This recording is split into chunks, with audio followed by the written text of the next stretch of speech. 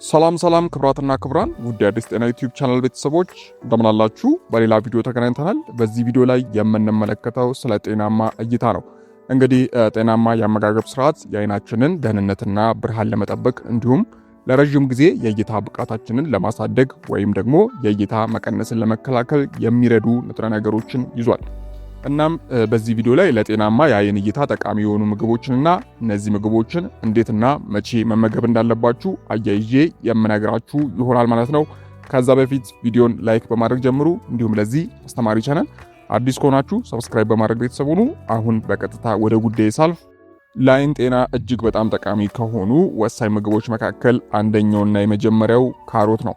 ካሮት በውስጡ ከፍተኛ የሆነ ቤታ ካሮቲን የተባለ ንጥረ ነገር ይዟል። ሰውነታችን ይህንን ንጥረ ነገር ወደ ቫይታሚን ኤ ይቀይሯል።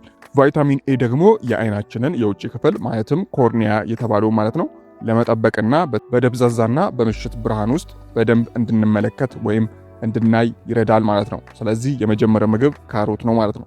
ሌላው ሁለተኛው ስፒናች ነው።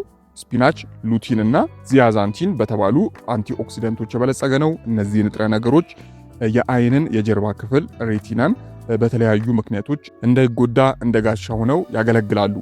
ሌላኛው ምግብ የሀበሻ ጎመን ነው። ይህ የጎመን ዝርያ ለአይን ጤናና ከእድሜ ጋር ተያይዞ ለሚመጣ የእይታ መድገም እጅግ አስፈላጊ የሆነ ንጥረ ነገሮችን ማለትም ሉቲንና ዚያዛንቲን በከፍተኛ መጠን ይዟል ማለት ነው። በዚህም ለአይን ጤና ወሳኝ እንዲሆን ያደርጓል ማለት ነው። አራተኛው ሳልመን አሳ ነው። እንደ ሳልመን አሳ ያሉ ቅባት ያላቸው አሳዎች ኦሜጋ 3 የተባለ ጠቃሚ ፋት አላቸው። ይህ ንጥረ ነገር የአይን የጀርባ ክፍል ወይም ደግሞ ሬቲና የሚባለውን ጤንነት ለመጠበቅ የሚረዳ ሲሆን የአይን መድረቅን ለማስታገስ እና ለመከላከል ይረዳል። ወደ ቀጣዩ ስናልፍ አምስተኛው እንቁላል ነው። የእንቁላል አስኳል ለአይን ስራ እጅግ አስፈላጊ የሆኑትን ሉቲን፣ ዚያዛንቲን፣ ዚንክ እና ቫይታሚን ኤ በአንድ ላይ አጠቃሎ የያዘ ነው። በዚህም ለአይን ጤና ወሳኝ እንዲሆን ያደርገዋል ማለት ነው። በተለይም አስኳሉ ማለት ነው።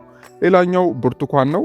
ብርቱካን በቫይታሚን ሲ የበለጸገ ነው። ቫይታሚን ሲ በአይናችን ውስጥ ያሉ የደም ስሮች ጤናማ እንዲሆኑና የአይን ህዋሳት ወይም ደግሞ ሴሎች እንዳይጎዱ ለመጠበቅ ይረዳል ማለት ነው። በዚህም እንግዲህ ጥራት ያለው አይን ይዛችሁ ወይም ደግሞ ጥራት ያለው እይታ ይዛችሁ እንድትቆዩ የሚያደርጉ ምግቦች መካከል ብርቱካን ሌላኛው ነው ማለት ነው። ወደ ቀጣዩና ወደ ሰባተኛው ስናልፍ ሰባተኛው አልመንድ ወይም ደግሞ ለውዝ ነው። አልመንድ በውስጡ ቫይታሚን ኢ ይዟል። ይህ ንጥረ ነገር የአይን ሴሎችን ጨምሮ የሰውነታችንን ሴሎች ከጉዳት የሚጠብቅ ታማኝ ዘብ ወይም ደግሞ አንቲ ኦክሲደንት ነው ማለት ነው። ሌላኛው እና ስምንተኛው የሱፍ ፍሬ ነው። የሱፍ ፍሬ በውስጡ ከፍተኛ የሆነ የቫይታሚን ኢ እና የዚንክ ይዘት አለው። እነዚህ ንጥረ ነገሮች ደግሞ ጥራት ያለውና ጤናማ እይታ እንዲኖር ከፍተኛ አስተዋጽኦ ያደርጋሉ ማለት ነው። በዚህም የሱፍ ፍሬ ወሳኝ ነው ማለት ነው። ዘጠነኛው የፈረንጅ ቃሪያ ነው።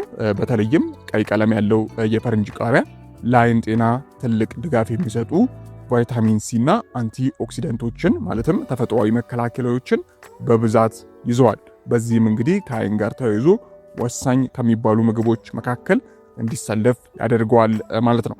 የመጨረሻውና 10ኛው ስኳር ድንች ነው። ልክ እንደ ካሮት ሁሉ ስኳር ድንችም በቤታ ካሮቲን የበለጸገ ነው። ይህም ለአይናችን ጤንነት፣ ለተስተካከለ እይታ እንዲሁም አይናችን ከጉዳት እንዲጠበቅ እጅግ በጣም ጠቃሚ ይሆናል ማለት ነው። ስለዚህ ዋና የሚባሉ ከአይን ጤና ጋር ተያይዘው እጅግ ጠቃሚ የሆኑ ምግቦች 10 ምግቦች እነዚህ ናቸው ማለት ነው። ማለትም ካሮት፣ ስፒናች፣ የሀበሻ ጎመን፣ ሳልመን አሳ፣ እንቁላል፣ ብርቱካን፣ አልመንድ ወይም ለውዝ፣ የሱፍ ፍሬ፣ የፈረንጅ ቃሪያና ስኳር ድንች ወሳኝ የተባሉ ለአይን ጤንነት እንዲሁም አይን የእይታ ጥራቱን ጠብቆ እስከ መጨረሻው ድረስ እንዲዘልቅ ከሚያደርጉ ወሳኝ ምግቦች መካከል ዋነኞቹ ነው ማለት ነው። እንግዲህ አንድ የምግብ አይነት ብቻውን ሙሉ ጤናንና ፍጹም የሆነ እይታን ሊሰጠን አይችልም። ነገር ግን እነዚህን የተመጣጠኑ ምግቦች ዘውትር በቋሚነት መመገብ የአይናችንን ብርሃን ለረዥም ጊዜ ለመጠበቅ ይረዳል ማለት ነው። ከዚህም በተጨማሪም እንግዲህ ከነዚህ ጎን ለጎን ሌሎች ቀላል ያሉ ልምዶችን ማድረግ ይኖርባችኋል። ከነዚህ ውስጥም በቂ እንቅልፍ መተኛት በየቀኑ እስከ 8 ሰዓት ወይም እስከ 9 ሰዓት ድረስ በቂ እንቅልፍ ማግኘት ይኖርባችኋል ማለት ነው። ይህም የአይን ጤናን ለመጠበቅ ወሳኝ ነው ማለት ነው። ከአመጋገብ በተጨማሪም እንዲሁም ሲጋራ ከማጨስ መቆጠብ ይኖርባችኋል። ሲጋራ ማጨስ የአይን ጤንነትን ከሚጎዱ አደገኛ ልምዶች መካከል አንደኛው ነው። ሌላው በየጊዜው የአይን ምርመራ ወይም ክትትል ማድረግ ይኖርባችኋል። ምክንያቱም እያንዳንዱ ነገር ስር ከመስደዱ በፊት ክትትል ማድረግ ይኖርባችኋል ማለት ነው። ከስር ከስር ማወቅ አስፈላጊ ነው። ሌላኛው አይናችሁን ከከፍተኛ የፀሐይ ብርሃን ጨረር ወይም ደግሞ አልትራቫዮሌት መከላከል ወይም ደግሞ መጠበቅ ይኖርባችኋል ማለት ነው። ለዚህም መነጽርን መጠቀም ወሳኝ ነው ማለት ነው። ከዚህ ጋር ተያይዞ እንግዲህ እናንተ ሳታውቁት አይን እይታ ሊጎዳ የሚችሉ ልማዶችን ሳታውቁ ልታደርጉ ትችላላችሁ። ከነዚህ ውስጥም ለረጅም ሰዓት ስክሪን ማየትና የአይን መድረቅ ነው። ለረጅም ሰዓት ስልካችሁን፣ ኮምፒውተራችሁን ወይም ደግሞ ቴሌቪዥናችሁ ላይ ማፍጠጥ ወይም መመልከት የአይንን ማርገብገብ ፍጥነትን ይቀንሰዋል። ይህም የአይናችሁ እንዲደርቅ እንዲደክምና ለጊዜው እይታ እንዲደበዝዝ ያደርጋል ማለት ነው። ስለዚህ በየመሃሉ እረፍት መውሰድና የአይን ማለስለሻ ጠብታዎችን መጠቀም መፍትሄ ሊሆን ይችላል ማለት ነው። ሌላው እንግዲህ ከስኳር በሽታ ጋር የተያያዘ የአይን ችግሮች ሊኖሩ ይችላሉ። በደም ውስጥ ያለውን የስኳር መጠን መጨመር በአይናችን ውስጥ ባለው ሌንስ ላይ እብጠት ሊያስከትልና በሬቲና ላይ ያሉ የደም ስሮችን ሊጎዳ ይችላል።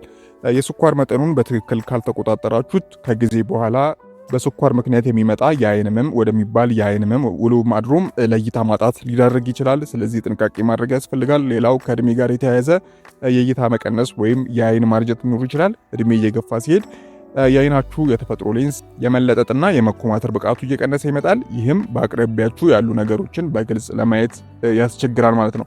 ይህም እንግዲህ ፕሪስባዮፒያ በመባል የሚታወቀውን የእድሜ መገፋት የእይታ ችግር አብዛኛውን ጊዜ ከ40 ዓመት በኋላ የሚመጣ ነው። ለሱም ሊዳርግ ይችላል ማለት ነው። ሌላው የአይን ኢንፌክሽን ወይም ደግሞ የአይን መቆጣት ነው። በተለያዩ የአይን ኢንፌክሽኖች፣ የአይን አደጋዎች ወይም ደግሞ ጉዳት የኮንታክት ሌንስ ያላግባብ መጠቀም ወይም ደግሞ የተለያዩ አካል ክፍሎች እብጠት በሽታዎች፣ የአይን መቅላት፣ የአይን ህመምን፣ እብጠትን እና የአይን መደብዘዝን ያመጣሉ። ተጨማሪ ጉዳቶችን ለመከላከል ወዲያውኑ ወይም ደግሞ በአስቸኳይ መታከም አስፈላጊ ነው ማለት ነው። ሌላው የሬቲና ወይም የአይን ጀርባ ክፍል ችግሮች ሲፈጠር ነው። በሬቲና ላይ የሚደርሱ ጉዳቶች ለምሳሌ የሬቲና መቀደድ፣ መላቀቅ፣ መላጥ ወይም ደግሞ የሬቲና ማዕከል ማኩላ የሚባለው ማለት ነው እብጠት እይታ እንዲዛባ ሊያደርግ ይችላል። እነዚህ ችግሮች ተገቢውን ሕክምና ካልተደረገላቸው ደግሞ ዘላቂ የእይታ ማጣት ሊያስከትል ይችላል ማለት ነው። ሌላው ከነርቭና ከአንጎሎች ጋር ተያይዞ የሚመጡ ችግሮች ነው። የእይታ መደብዘዝ አንዳንድ ጊዜ ከአንጎል ወይም ደግሞ ከአይን ነርቭ ጋር የተያያዙ ችግሮች ምልክት ሊሆን ይችላል። ላብነት ያህል የስትሮክ ወይም ደግሞ የጭንቅላት ደም መፍሰስ ወይም መዘጋት፣ ስክሌሮሲስ የጭንቅላት መናወጥ፣ ማጅራት ገትር ወይም የጭንቅላት እጢዎች መጥቀስ ይቻላል ማለት ነው። እንግዲህ እነዚህ ዋና ዋና የሚባሉ መንስኤዎች ሊሆኑ ስለሚችሉ ሕክምና ማድረግ ይኖርባችኋል ማለት ነው። አንዳንድ ጊዜ የእይታ መደብዘዙ በድንገት ከመጣና በተለይም አንዳንድ ምልክቶችን ካያችሁ ለምሳሌ ከባድ የአይን ህመም፣ ከፍተኛ የራስ ምታት፣ የፊት መጣመም፣ ለመናገር መቸገር፣ የሰውነት ድካም ወይም ደግሞ የአካል መዛል፣ በአይን ውስጥ የሚታዩ የብርሃን ብልጭታዎች፣ ድንገተኛ የአይን ብርሃን መጥፋት የሚያጋጥማችሁ ከሆነ ወዲያው ወደ ሐኪም መሄድ ይኖርባችኋል ማለት ነው። እንግዲህ ውድ ቤተሰቦች ለዛሬ የነበረኝ አጠር ያለ መረጃ ይህንን ይመስላል። ከዚህ ጋር ተያይዞ ማንኛውም ሐሳብ፣ አስተያየት እንዲሁም ጥያቄ ካላችሁ በታች በኮሜንት ማስፈሪያው ላይ ማስቀመጥ የምትችሉ ይሆናል ማለት ነው። እስከ ቪዲዮ ፍጻሜ አብራችሁ ስለነበራችሁ እጅግ በጣም አመሰግናለሁ። ፈጣሪ አክብርልኝ። በቀጣይ እንግዲህ በሌሎች ቪዲዮዎች የምንመለስ ይሆናል። እስከዛው በያላችሁበት ፈጣሪ ሰላሙን ያብዛላችሁ። ደህና ሁኑ። ቻው